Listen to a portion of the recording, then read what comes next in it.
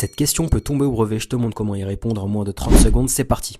On a représenté ci-dessous les courbes représentatives CF et CG de deux fonctions f et g. Ici on a la courbe de la fonction f et ici celle de la fonction g. Question, lire sur le graphique la valeur de f de 3 puis celle de g de 3. On rappelle que calculer f de 3 ça revient à calculer l'image de 3 par la fonction f. Puisqu'on a déjà expliqué auparavant que f, une fonction, c'est comme une machine dans laquelle on va lui injecter un x qui va nous donner une image y. Donc ici on veut savoir à l'aide de la courbe, quand on met 3 dans la fonction f, qu'est-ce qu'on obtient comme image, comme y. Ce qu'il faut déjà noter, c'est que l'axe horizontal, c'est l'axe des abscisses qu'on note avec les x, alors que l'axe vertical, c'est l'axe des ordonnées qu'on note avec les y, donc les images. Donc pour trouver l'image de 3 par la fonction f, on se place au niveau de l'axe des abscisses, on se balade et on se pose au niveau du 3. Puisqu'on cherche l'image de 3.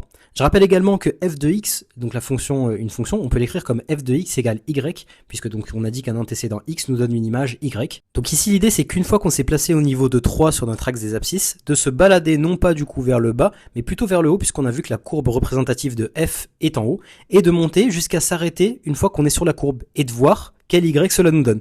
Donc là on est sur 3, on monte, hop, on s'arrête, on croise la courbe de f, on regarde, ça nous donne combien de y? Ça nous donne 15. Donc l'image de 3 par la fonction f est 15. On va voir si t'as compris, on essaye avec g de 3. Donc même système, on se place au niveau de 3 dans l'axe des abscisses, on monte, non, on descend, oui, vers la courbe représentative de g, et on s'aperçoit qu'on arrive à moins 10. Puisqu'on croise la courbe à moins 10. Donc l'image de 3 par la fonction g est moins 10, et c'est terminé. Pour ceux qui visent la mention très bien au brevet, je vous laisse me répondre à la question 2 et me donner la réponse en commentaire. Donc on va savoir pour quelle valeur de x attend f de x égale à g de x. Si t'es encore ici, oublie pas de t'abonner, je publie une vidéo tous les jours pour préparer le brevet. Allez, à très vite, ciao ciao.